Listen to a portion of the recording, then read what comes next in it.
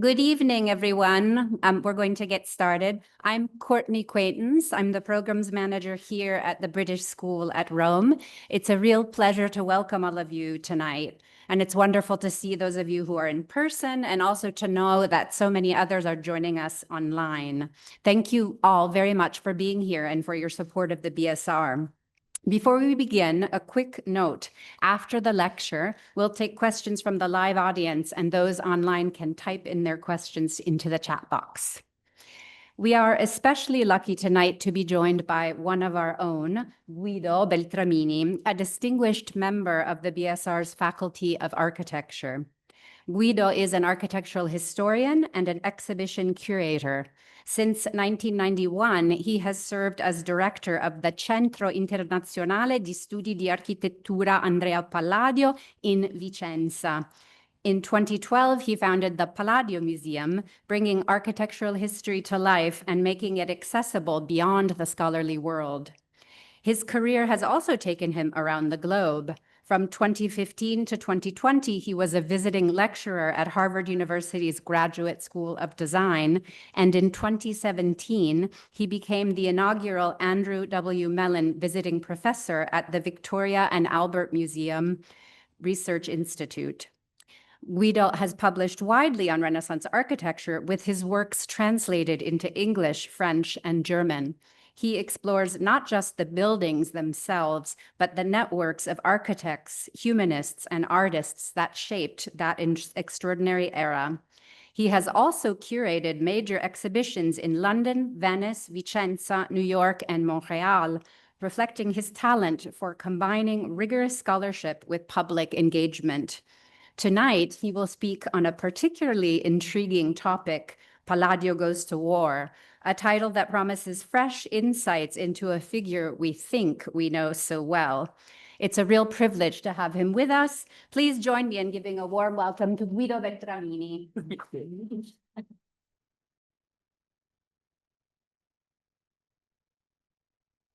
Thank you very much for the invitation. Thank you, Courtney. Well, images of war are becoming an everyday part of our lives.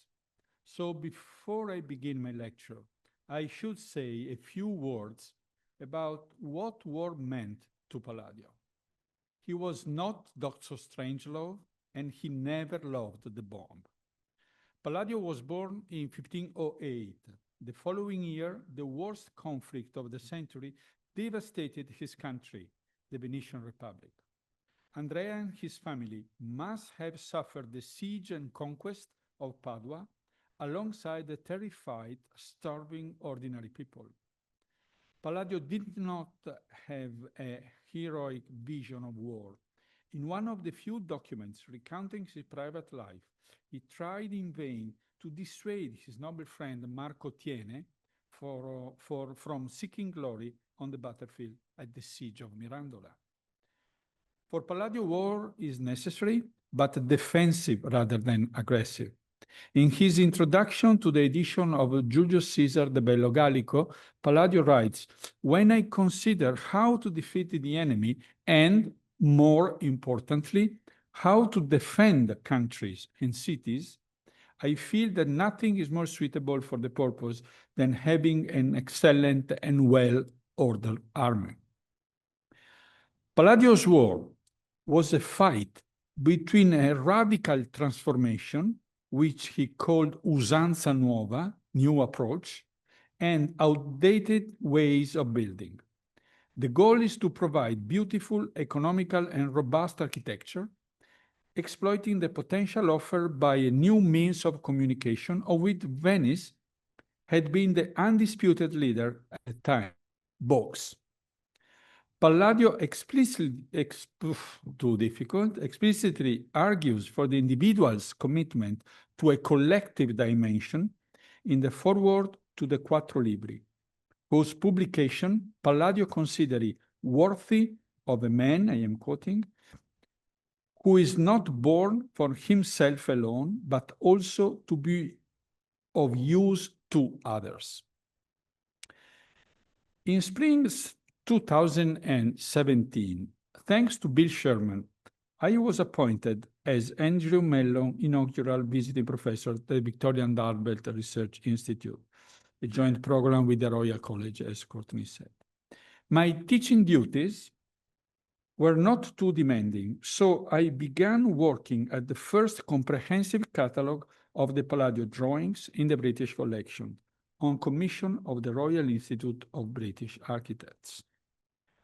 Since then, I have devoted all my efforts to this job, and now, 9 years later, the manuscript is complete and the book is scheduled for publication by February 2027. I recently found, oh, excuse me, this was the Maganza one. Okay, I forgot many things. Okay, this is fine. I recently found this letter by Scipione Maffei, the famous antiquarian from Verona.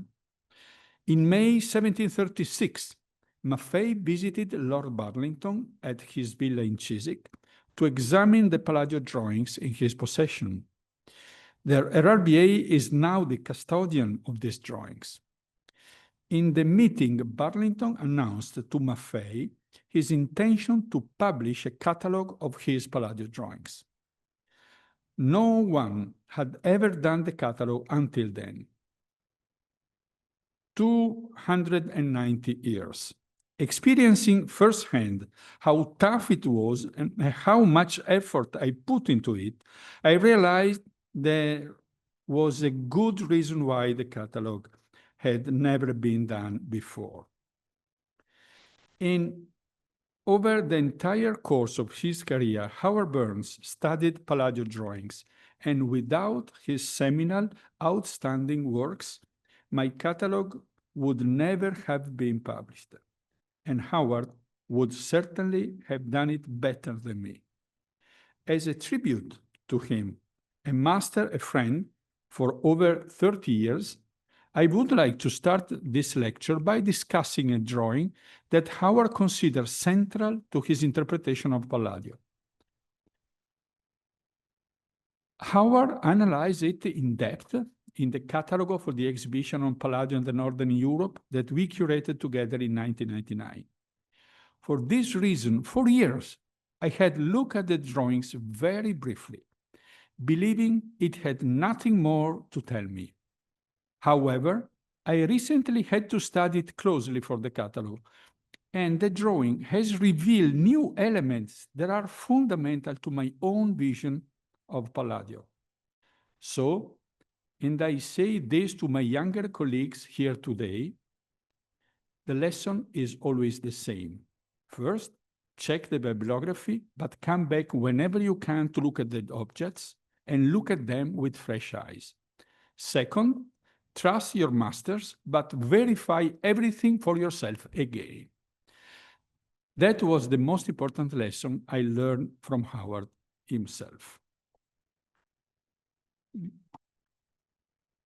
This is what I call a multi-subject drawing.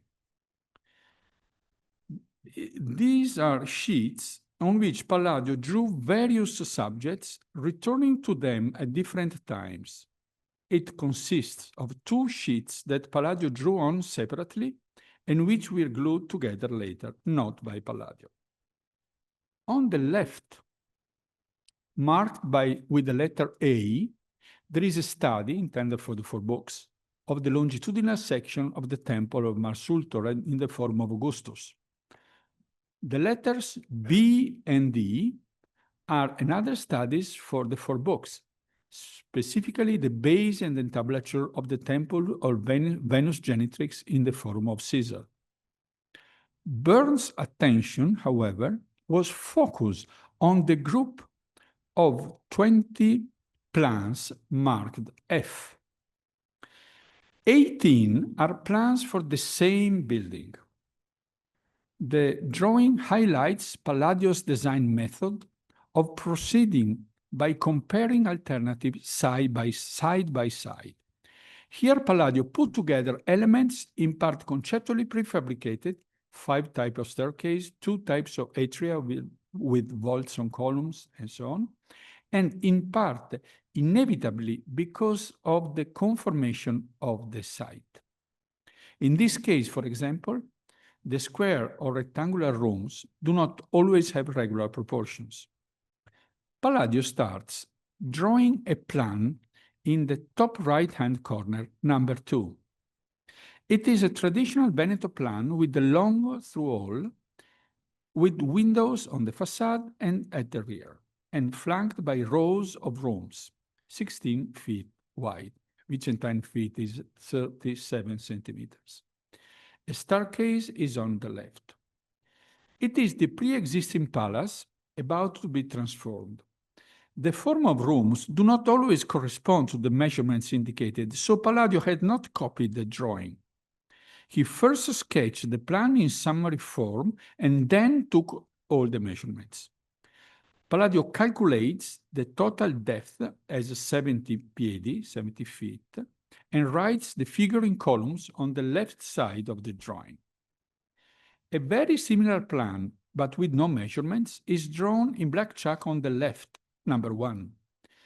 Since it has one room less on each side, it may be an inaccurate initial drawing of the pre-existing situation, subsequently abandoned and replaced by the accurate pen drawings on the right with measurements. The other 18, fantastic. The other 18 drawings are all alternative designs represented by either ground floor or first floor. The design theme is the insertion of the large first floor sala while maintaining the 2 largest rooms on the facade. The sala is supported by an atrium with cross vaults on columns. It is always at the center of the building, except in 3 variations when it is on the left, overlooking the side street, number 5, 7, and 12. 3 alternatives are accurately dimensioned. The openings are indicated with 2 marks orthogonal to the line of the wall, and the chimneys with a C intersecting the wall. Of the 3, 1 is drawn in black chalk only, number 8, while the second, also drawn in black chalk, has been gone over with the pen, the number 19. Of the other 15 alternatives, 4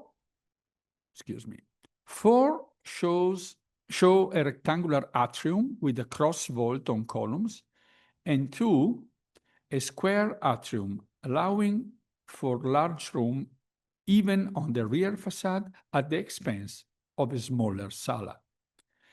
5 variations in the form of the main staircase are studied: square, round, oval, all with empty space in the middle, or with adjacent flights, with or without landings. This is one of the most valuable sheets in the entire corpus drawing.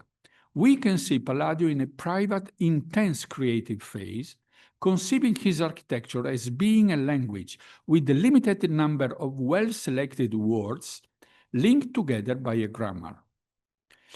This way of creating architecture has the features of being a system as no other did at that time. The speed in which Palladio develops alternatives is in itself an indication of his method of design. First ideas emerge rapidly on paper because he was not evolving new solutions, but applying to particular sites and circumstances the solution and motifs which he had isolated in the Roman architecture and experimented within earlier projects. It is a telling comparison with a comparison with the great contemporary of Palladio, Michelangelo. At the start of the process, Michelangelo didn't know what his final destination was. He worked by superimposing different solutions, veiling the previous one with white lead. This preserved the entire memory of the design process in layers and generated completely new forms. The different alternatives, guided by Michelangelo's mind and hand, follow each other in a kind of stratification, one on top of the other, not one beside the other. The final form was generated by this overlaying of subsequent layers. In the case of Porta Pia in Rome, these elements coexist in the form of the built doorway. To Michelangelo, the sheet of paper was a kind of a travel diary in the search of form. Here is the difference. Here is the difference in the training of the two architects. Michelangelo trained as a painter and sculptor. Palladio rather as a stone cutter, used to thinking in terms of models and fixed form. I would rather continue looking at the drawing because there are other more surprises. In fact, only recently, 3 or 4 weeks ago, I realized that there are clusters of columns, not only next to plan number 1 here, but also under plans 5, 6, 9, and 10, if we look closely. There you can see triangular shapes composed of small circles. Military formations are drawn in this way, as they are in some of Palladio drawings at the Worcester College, like this, or in the diagrams of The Art of War of Niccolò Machiavelli, a book that Palladio knew very well here. Military formation among drawings of ancient monuments also appear in at least one other sheet, a study of the Colosseum from the early 1540s. In the margin, there is a rhombus constructed by Greek letter lambdas. Palladio was jotting down a diagram from Ilian's Tactics, a book which recorded the formation of the army of Alexander the Great. I love this kind of books, like futurist books with all these letters all around the pages. And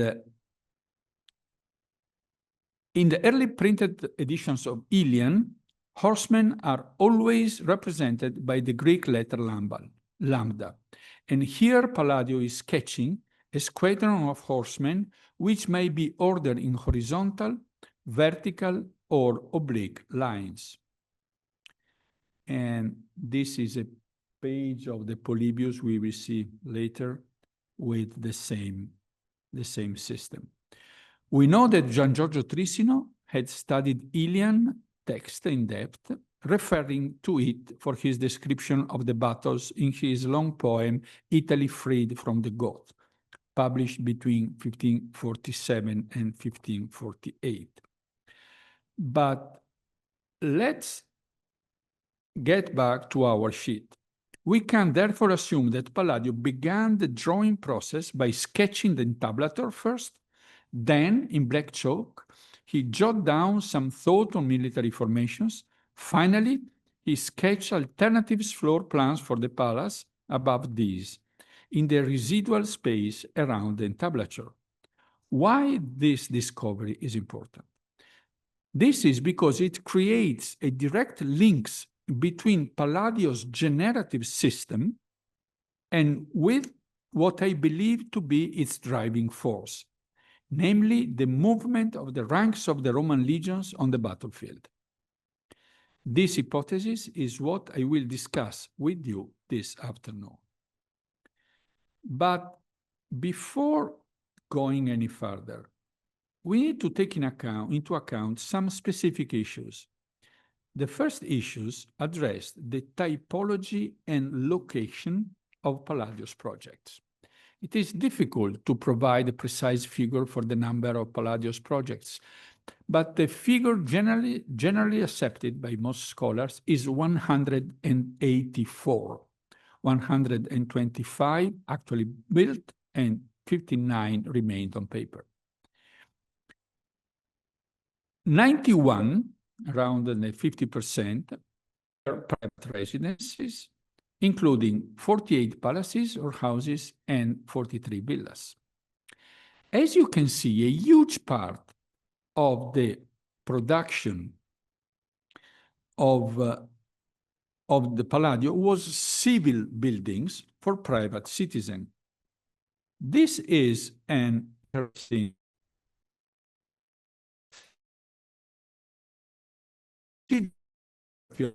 projects.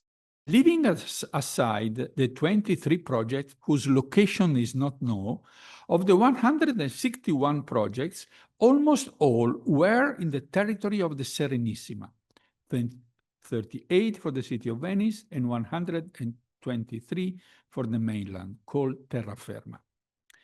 The Republican political structure of Venice, with power shared horizontally, was so different from the pyramid of the other European and Italian courts, with the prince at the top. This, I think, was to be a crucial element for the development of the Palladian architectural system. In a court, an architect like Giulio Romano in the service of the Gonzagas in Mantua could not afford to repeat himself. Otherwise, he would lose the interest of his sophisticated audience. He is forced to constantly invent new ones. Over the course of 30 years, the Republican architect Palladio, allow me this simplification, developed architecture with systematic features generated by a process based on a potentially endless variations of recurrent set of elements. A second issue addressed the fact that in terms of inventing the elements of the architectural language, Palladio was certainly not the most original or innovative of the 16th century architects.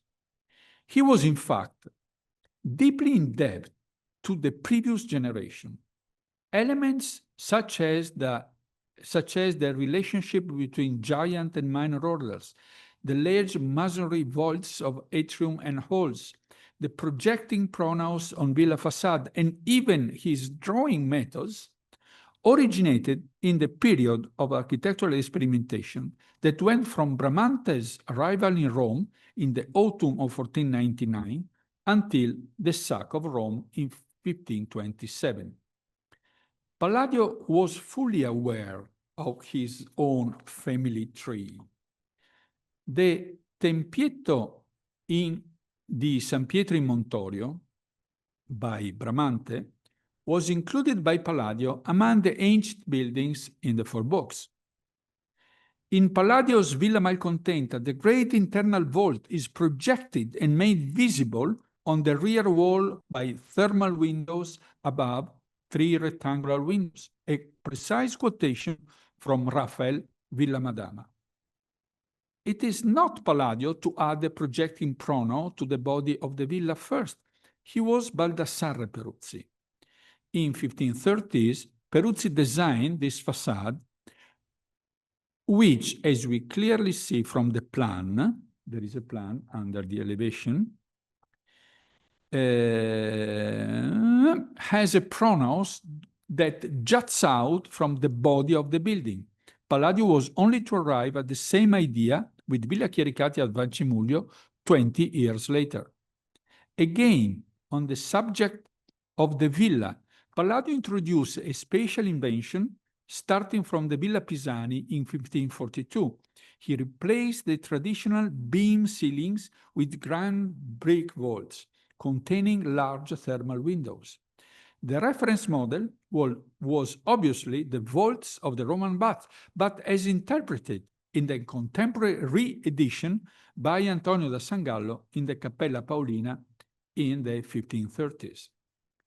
Another crucial theme in Palladian palazzo and villas architecture is the use of the freestanding columns, but its Renaissance genealogy dates back to the Palazzo Massimo alle Colonne in Rome by Baldassare Peruzzi, also from the early 1530s.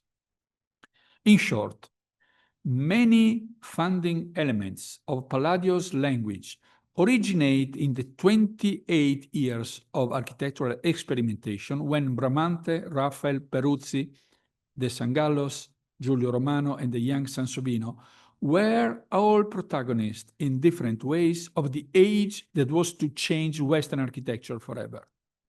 Gian Giorgio Trissino, Palladio's mentor, had been an eyewitness to these years at the court of Leo X and Clemente VII. It was then that Trissino probably understood the power of architecture to change the face and the destiny of a city. To replicate something similar in his own city, Vicenza, Trissino created Palladio as an architect. Palladio took a very close interest in the developments of these Roman seminal years, but Palladio had the good fortune to work at a twofold distance, both in time and space. Palladio was distant in time because, born in 1508, he belonged to the next generation. He began working as stonemason 13 years old in 1521, the year after Raphael's death. But Palladio was also distant in space because he lived in the northeast of Italy, far from the epicenter of the Renaissance earthquake and the ancient monuments.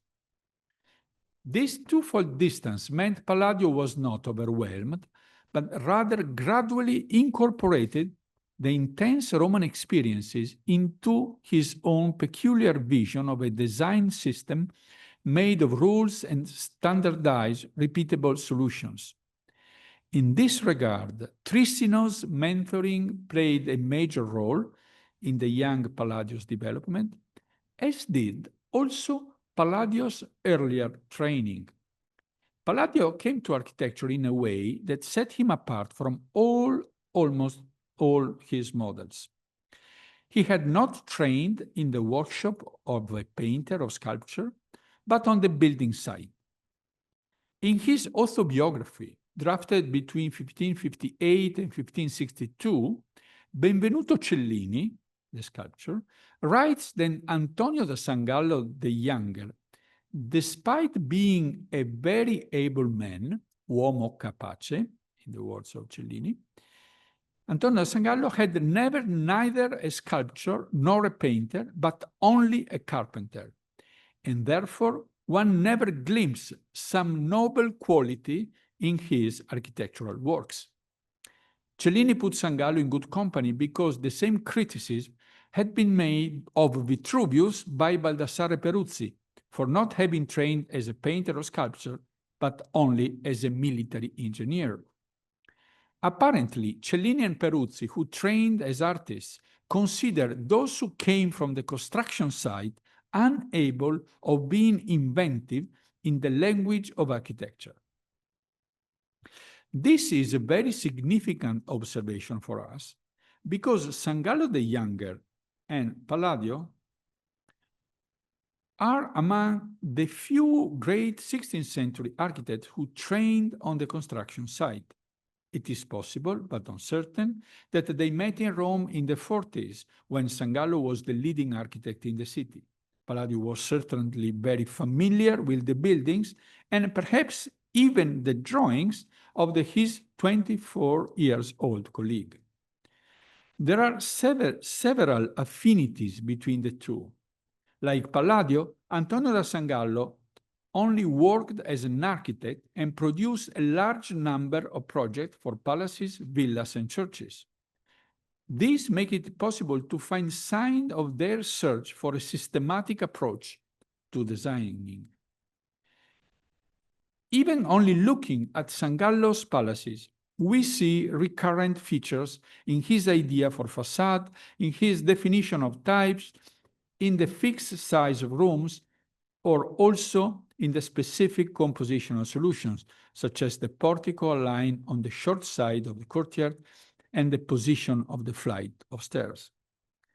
Elements of his vocabulary, such as bases and capitals or edicole windows, also tend to be defined once and then replicated in several projects. Of course, Palladio built more villas than palaces, while the opposite is true of San Gallo, and in the city, the constraints set by the pre-existing buildings limited the architect's freedom.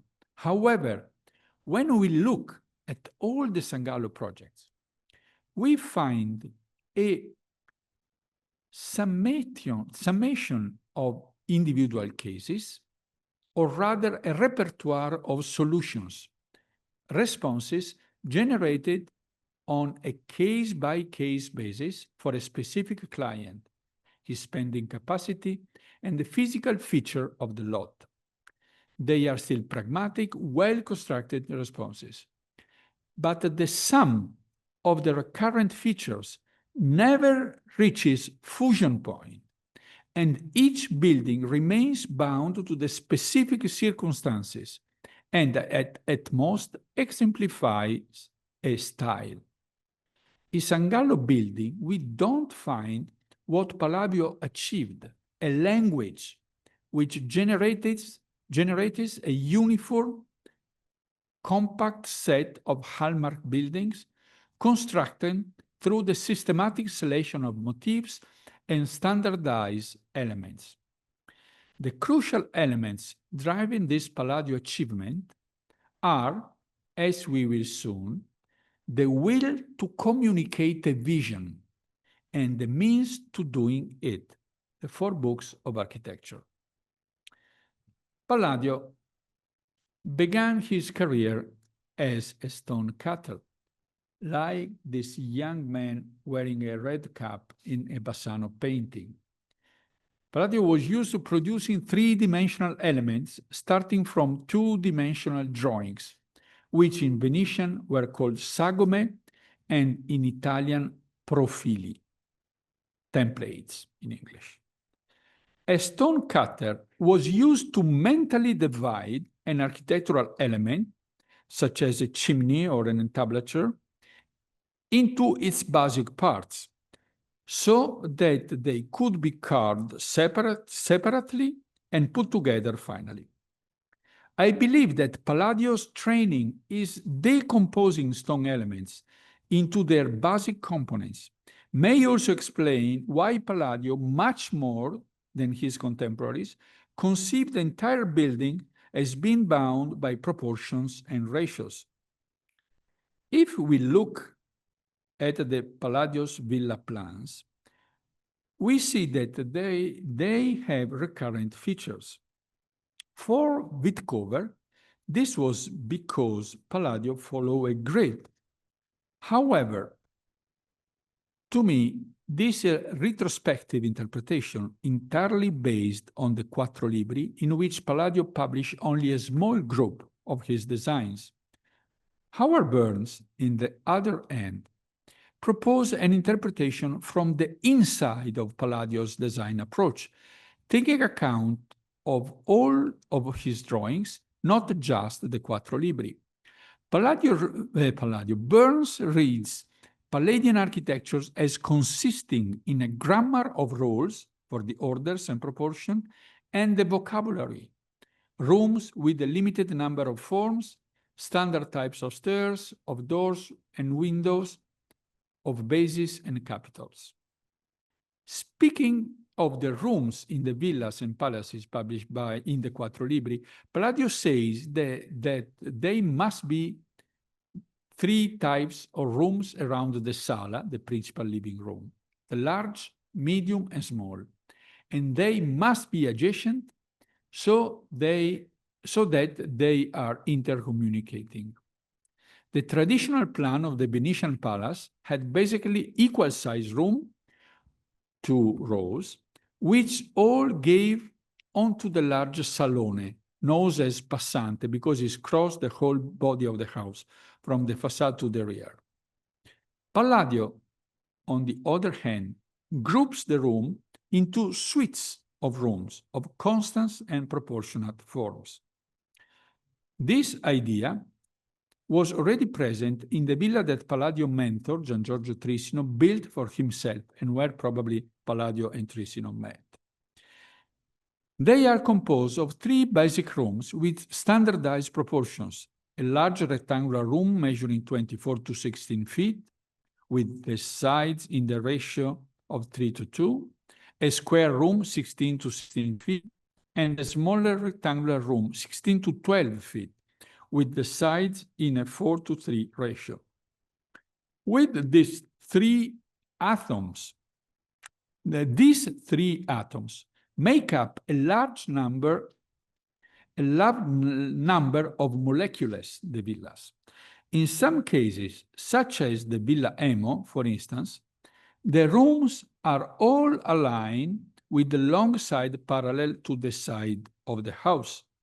In others, like as the Villa Malcontenta, the large room creates an L shape, arranged with the long side parallel to the house facade, while in the Villa Pisani at Montagnana, the L is generated by the moving of the smaller rectangular room.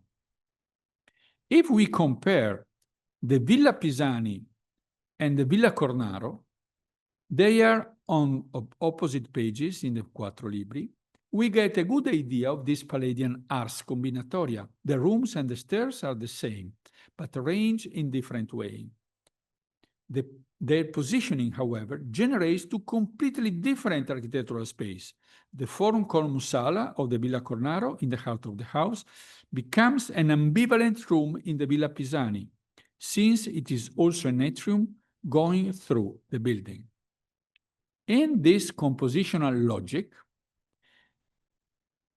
it is as if the form of the sala was shaped by the empty space left once the room had been arranged. Evidence of this has survived in this folio, this sheet.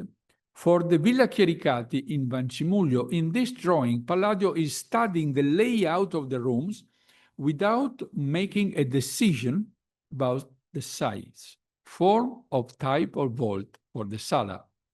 Obviously, there are many exceptions.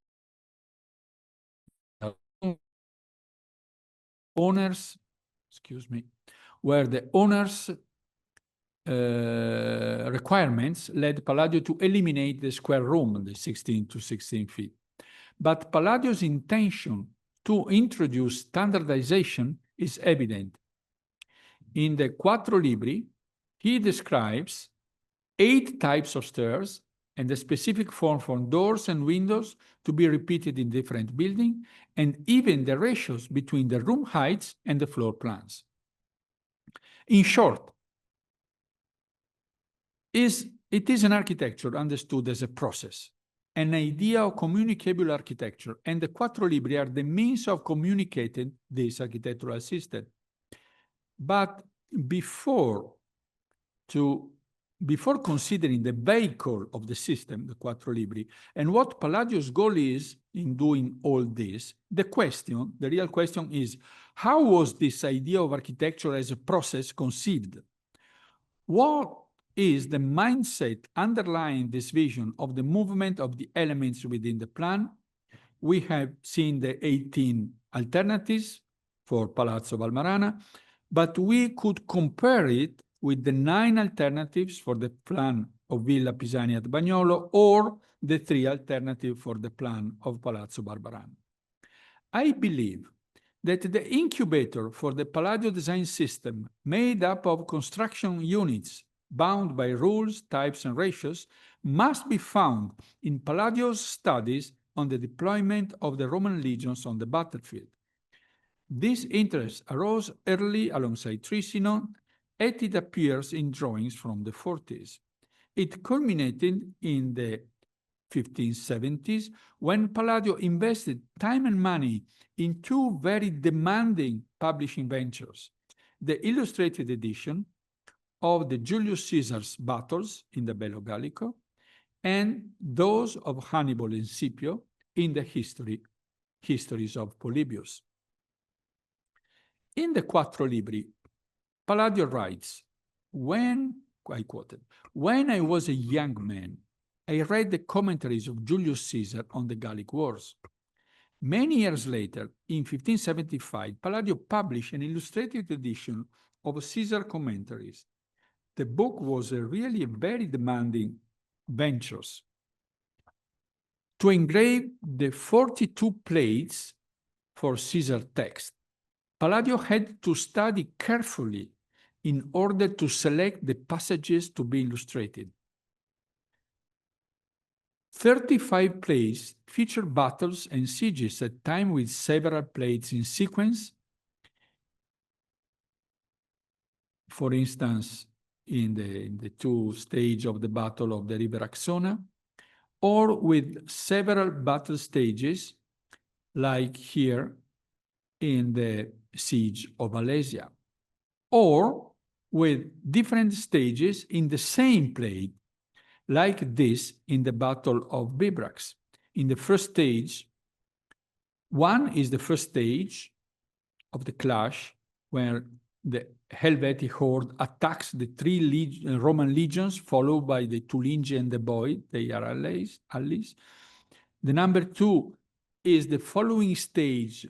The Helvetii have fallen back, pressed by the legions. And three is, lastly, the Tulingi and the Boii are pushed back by the legion at different points. Palladio took a special care over linking up the words and images. On the upper left margin of each plate is a letter of the alphabet, also found in the incipit of the text beside the relevant passage. On the back of each etching, a legend lists the key places featured in the image and repeats the page number of the illustrated passages. A few years after Caesar commentaries, Palladio began work on a second illustrated book, Polybius's History. He conceived of it as a second volume of a series. Stopped by the death of Palladio, only 4 copies are known today. The principal subjects are the deeds of Hannibal and Scipio. This place is one of the 2 dedicated to the Battle of Cannae. Polybius describes how Hannibal placed the weaker troops in the central part of the formation so that under the pressure of the Roman legions, they retreated, but the Romans were drawn into a pocket, surrounded, and defeated. This is Palladio place, from which you can readily understand the accuracy of his reconstruction. This is the Battle of Sellasia between Macedonians and Spartans, and the great naval encounter between the Romans and the Carthaginians in the Sea of Sicily. The great novelty of Palladio's plates for the text of Caesar and Polybius is the unprecedented way in which they show the battle with bird's eye view, which enable us to grasp the structure of the formation of the armies, their architecture, we might say. Palladio's interest in Roman warfare, first of all, is at formal level. The movement of the ranks of the soldiers on the battlefield clearly design boundaries and structures, which become a projected image of a future conquest of land. They are potential latent architecture. I think that in the young architect's mind, the form of the battalions could be superimposed like the plans of buildings. The figurative sources for the design of more than one Palladio villa complex include images from the Book of Warfare. Villa Badoer, for example, owes the form of this curved barchese to the Forum of Augustus in Rome, but also to the battle array of soldiers like this. And if you look, the unusual form of the Villa Mocenigo with curved barchesse on both sides, the formal model is obviously the battalion of 300 pikes and 2 lunettes in the chapter 15 of Della Valle book, printed 40 years before Palladio invented his villa forms. In Palladio's mind, soldiers became bricks, and vice versa. In ancient battles, forms move on the battlefield, and their organization of battle become the handling of these forms. That is, arranging platoons in regular units, setting them out on the ground according to precise geometries.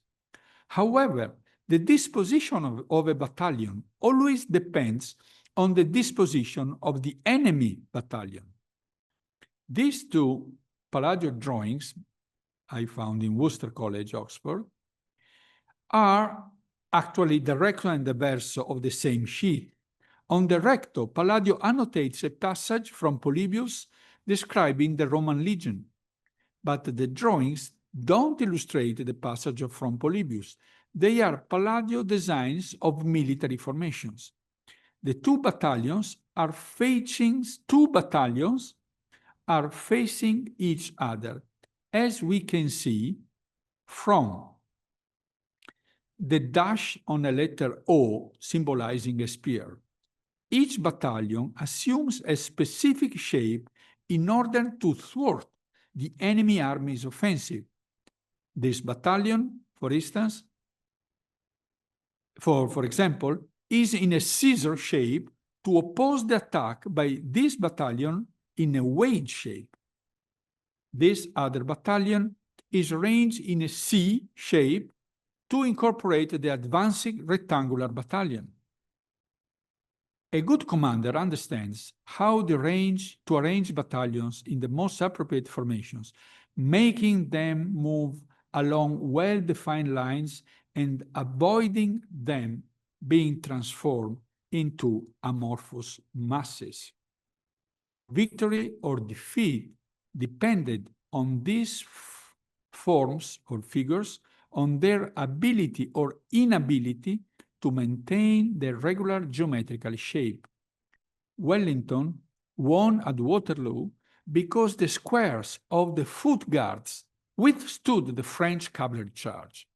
In Italian, we call the defeat of an army a rotta, that is a rat from the Latin rupta, broken. It is due to the loss of form, the transformation of the regular geometries of the ranks of the soldiers into shapeless mass of fleeing men.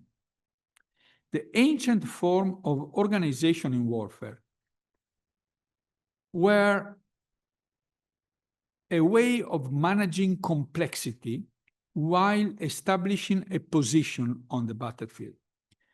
This form represents the essence of the construction of a perimeter.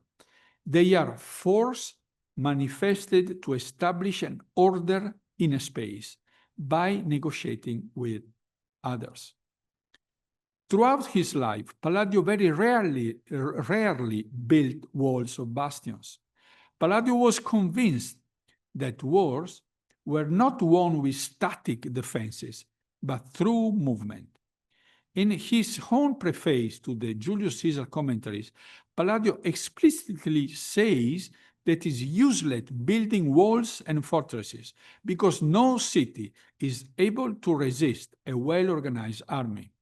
And quoting, wishing to defend cities, it seems to me that nothing is more suitable for the purpose than having an excellent and well-ordered army. And confirm my opinion with the example of Julius Caesar, who with a small number of men defeated armies which were much more numerous. The soldiers of antiquity were peasants and craftsmen. Their success comes from nothing else than good organization and military discipline, which has great power over men and transforms the timid into brave men and the confused into organized men. Gian Giorgio Trissino and the young Palladio share a utopian project, freed the Venetian state from its dependence on mercenary troops. Their idea was to create a militia of conscripts by arming the peasants of the mainland, who would be trained according to the techniques of the ancient Roman militia. This idea came from Niccolò Machiavelli and his treatise on the art of war, printed in Florence in 1521, but in mid-century Venice, it was given fresh momentum. The illustrated editions of Caesar and Polybius by Palladio are also a long-term result of this climate. But Palladio not simply published books about Roman warfare, he even organized a practical demonstration in front of the King of France, Henry III, who was visiting Venice. In July 1574, Palladio and the colonel of the Venetian cavalry, Valerio Chiericati, commanded an exercise involving a landing of troops and their maneuvers in the field, entirely inspired by the ancient treatises on warfare like Iliad and Caesar. So, studies of ancient warfare gave Palladio the opportunity to engage in dialogue with powerful men of his time. This is one thing. Another thing is that throughout his work, Palladio is always interested in complex spatial systems rather than in single buildings. This seemed to me to be the case more than with other architects. Even in Palladio's surveys of ancient monuments, Palladio was more interested in complexes such as the Palestrina, this is Palladio's drawings, Villa Adriana, no, this is the Temple of Jupiter Victor in Tivoli, and this is Villa Adriana, much more than the San Gallos or Peruzzi. This is an unpublished drawing, survey drawing of the Imperial Fora, which has no parallel among the drawings of the architects in the first half of the 16th century. We can see the Temple of Minerva in the Forum of Nerva, the Temple of the Forum of Augustus with the Temple of Mars Ultor, and the Curia there, and the Forum of Caesar. So I believe that this interest of Palladio in complex spatial systems is because Palladio designed villas, that is to say complexes in which the owner's house is integrated with other agricultural buildings, such as barns, dovecotes, system of courtyards, and so on. Warfare inspired new design for villa complexes composed of different parts that had to be coordinated like battalions on a battlefield. However, studies on the ancient warfare also gave him something more, an insight into how the four books could be used, what the four books can be used as tool for. We will discuss this in the final part of our lecture. As ever commander knew, winning a battle requires more than just the initial formation of troops. It is necessary to take into account the dynamics of that develop as the battle progresses. The key word is transformation. The forms of the Roman battalions are precise forms, but at the same time potential forms, generated by energies that create them, but also may destroy or transform them. They are held together by various forces, the soldiers' discipline and the formation of the enemy's ranks. The form start as potential form and change as the battle develops.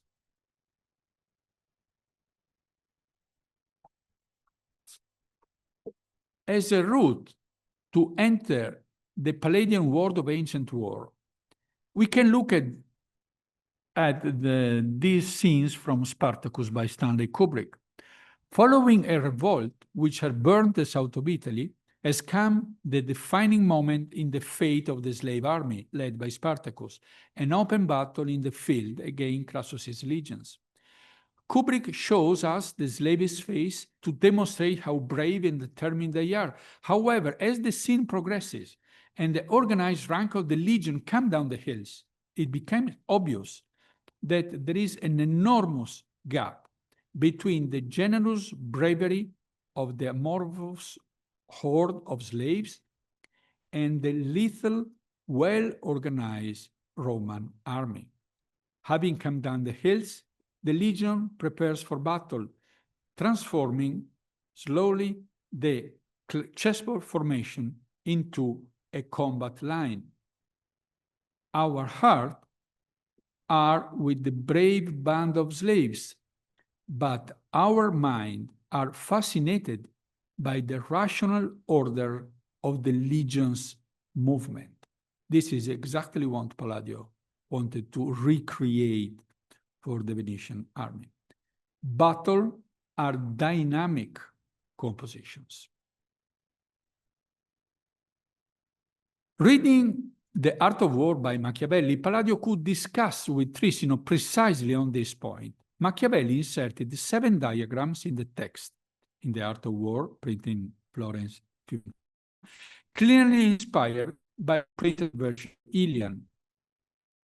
And the feature is what the movements of troops was represented. The first figures, for example, this one, is actually 2 images. This is the column of marching soldiers, and this is the same column deployed ready for battle.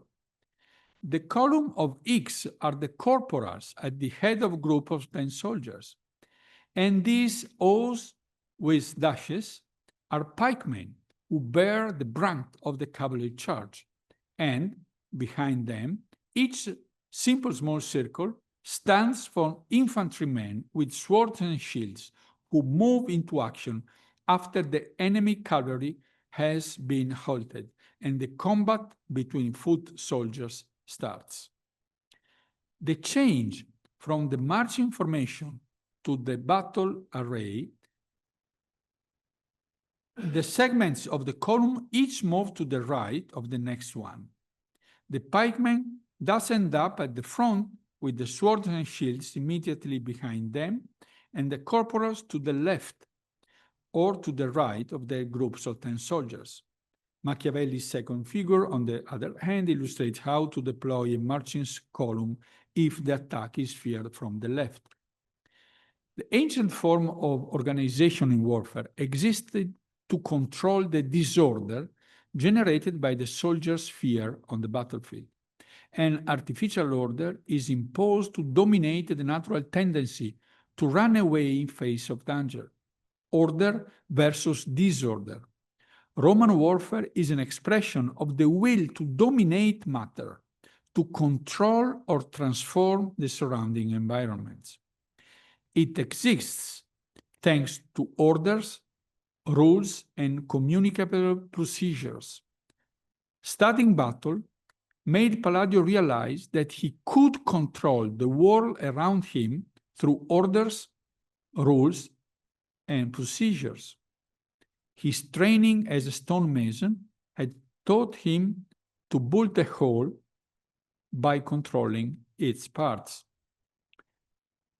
Let me to explain myself better.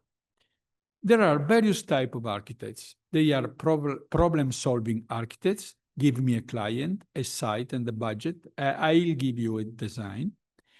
And there are architects who want to change the world and who write handbooks for the purpose.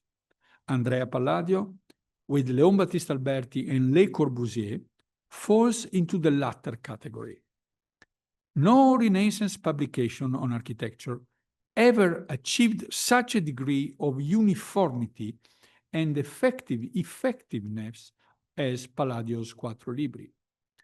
The first book is almost a primer of building elements. The third and the fourth books illustrate masterpieces of ancient Roman architecture. The second book features 23 villas and 14 palaces designed by Palladio in a career spanning 30 years. There are only a few lines of text to accompany the drawings, which provide an abstract but effective image in which incongruities and site restriction are simplified. The Quattro Libri aren't a catalog of projects. They are a set of communicable procedures, rules, and orders which convey a vision. A vision. This is what sets Palladio apart from Antonio da Sangallo, despite the fact that both share a systematic approach. In the Quattro Libri, as if on a battlefield, on the blank page, Palladio lays out his project, presented in an abstract way. They are clearly described, but left open to transformation. Palladio was not interested in describing individual projects in detail, but rather in highlighting common features. He focused not on the definition of models, but rather on the dynamics of the possible variations. Palladio's plans are laid out on the blank sheet on a featureless surface. They are potential, flexible, and open-ended forms. The 4 books are not a celebration of the past, but a tool to build the future.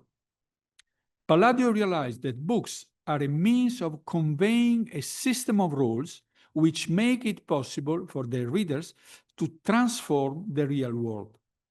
He wrote in the Quattro Libri, "Those who know how difficult it is to introduce a new approach, particularly in building, will regard me as extremely fortunate to have found gentlemen that have been convinced by my arguments and have rejected that obsolete approach to building without grace or beauty." Palladio's architectural language has systemic characteristics like no other in his day. It is conceived as a replicable creative process that can be spoken in different contexts and conditions and languages to provide the world with the new architecture. The secret of Palladio's enduring success lies in his books. As an architect, Palladio did not simply solve problems. He bore a message. He wanted to change the world and to do so with the rational logic and architecture made of rules and standardized, repeatable solutions. In other words, rather than building the perfect house, Palladio was interested in making an open source algorithm that could generate 100 houses. And that is what happened. Although Palladio may not have changed the world, he certainly Palladianized architecture worldwide. Thank you very much.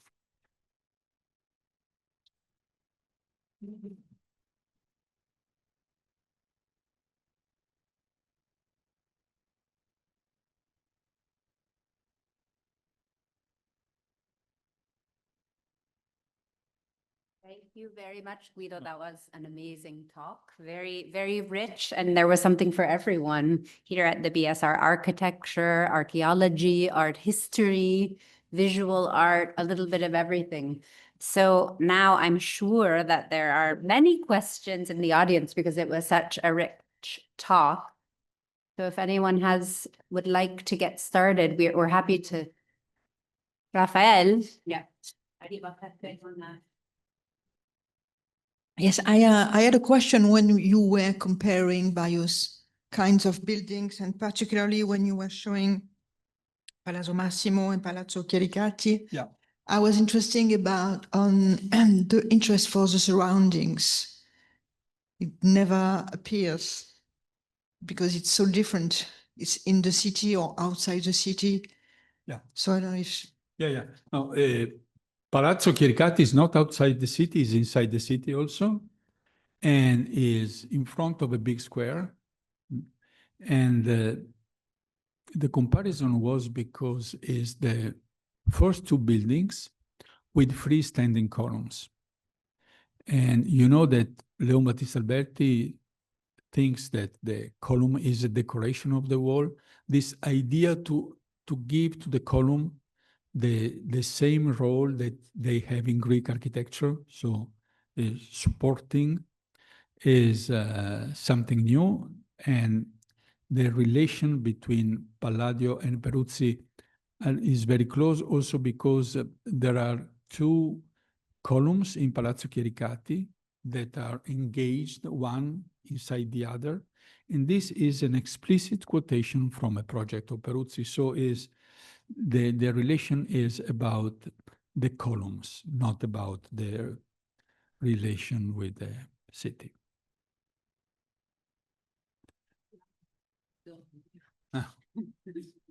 Thank you, Guido. This one. was a fantastic talk. I was wondering about, from what you said about Palladio and ancient architecture, and you showed us how he derived the system that he redeploys in his invention of the ground floor of his buildings from the ancient deployments of battalions. And on the other hand, he would have used, as you call them, the words of ancient architecture, the elements of ancient architecture. Question is, is ever Palladio imitating, using as a model, an actual ancient floor plan that he knows so well, because he has made reliefs, he has made full studies and exceptionally careful studies of ancient architecture. So is ever the system derived from antiquity, or is always a kind of redeployment of elements that are organized according to a new? So is he ever imitating the floor plan of ancient architecture? For all his life, Palladio used the Roman language to create contemporary buildings.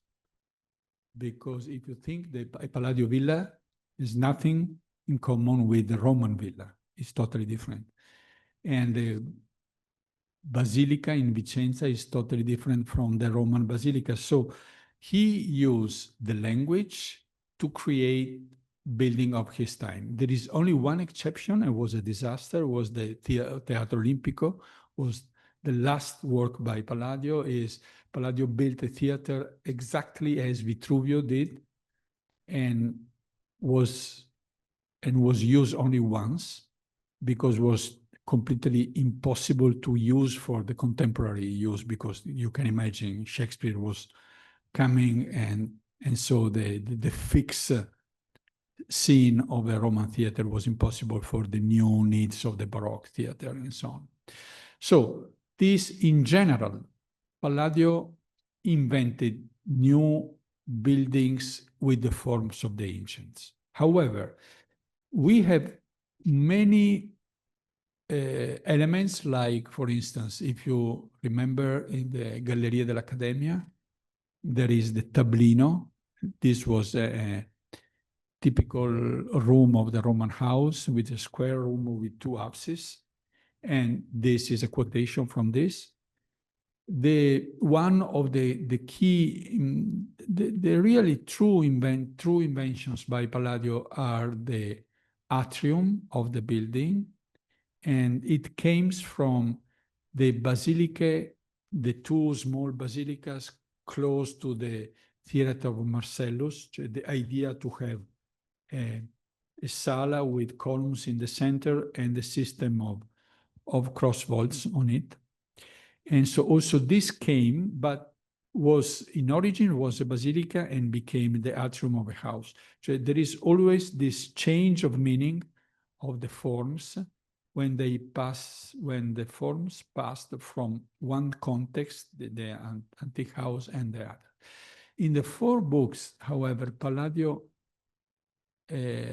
proposed 2 reconstructions of the Roman house, and this is a sort of recreation, but never built, was only a study. And the same he did in the illustration of the Vitruvius by Barbaro in 1556. But in general, Palladio used the language of the antiques to build contemporary buildings, contemporary to his time buildings.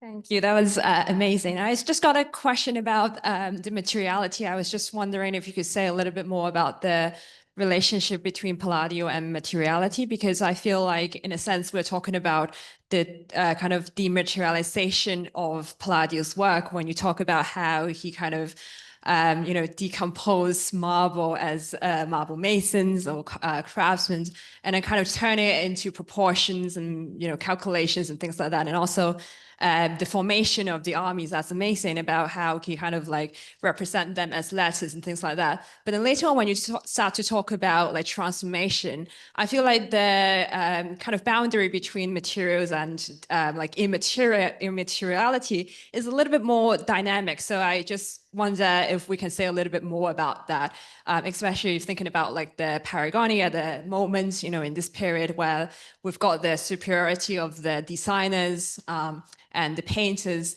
but in the kind of lower end, we also have the craftsmen.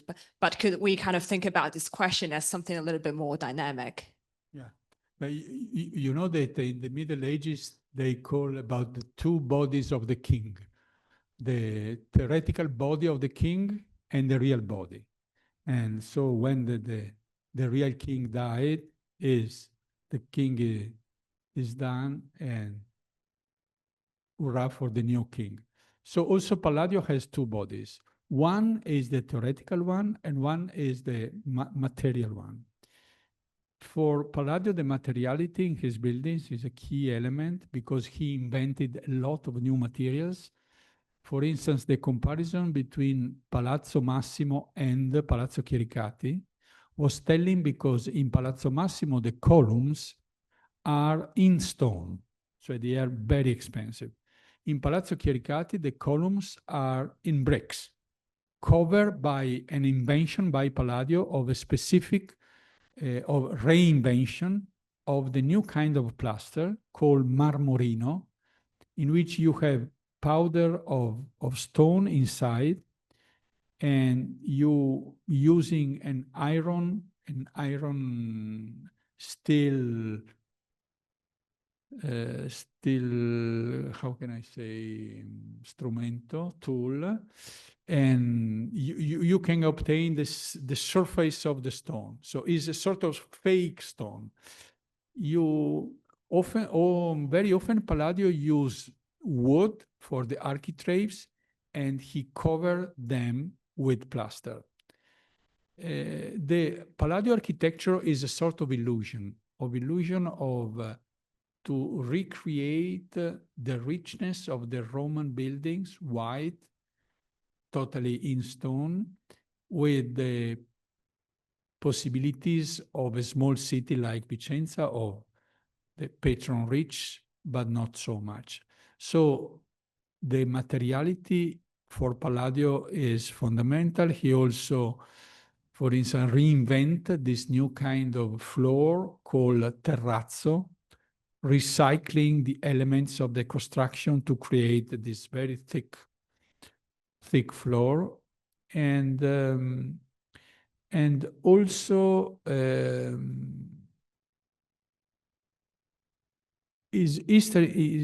think it's very interesting to have very strong in mind these 2 bodies of Palladio, because Palladio is extremely keen to the single elements, for instance, of the moldings.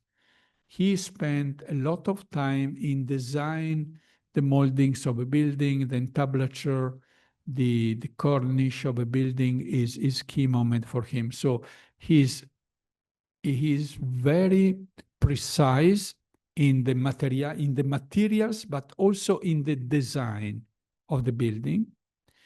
And this is one side of Palladio. And the other side is this Palladio that want to change, to have an impact in the world, not only to create one single very beautiful building. And this is the Palladio of the four books. And the contrast between the two bodies of the king of architecture, I think, is very interesting. And the problem with the four books is that very few people went to Vicenza to see to the Veneto, to see the real Palladio buildings, because they have the four books in their heads. So why I have to go to the Veneto to see the real buildings? Thomas Jefferson, the third president of the United States, he said, Palladio is my Bible. He was in Milan and Turin. He never spent 2 days to come to the Veneto to see the real building, because he said, oh, I have the four books, and this doesn't work for me. And also because when I say, because the power of the four books is not only in the second book, in the proposal of the buildings that Palladio put in, but also in the third and the fourth, because Palladio reproducing the best Roman buildings gave to the architects materials to create their new language, also very different from Palladio. Thank you for such a wonderful talk.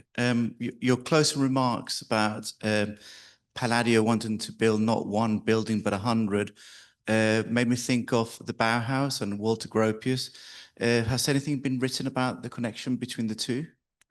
No, yes, but also it is the same with Le Corbusier, for instance, if you think.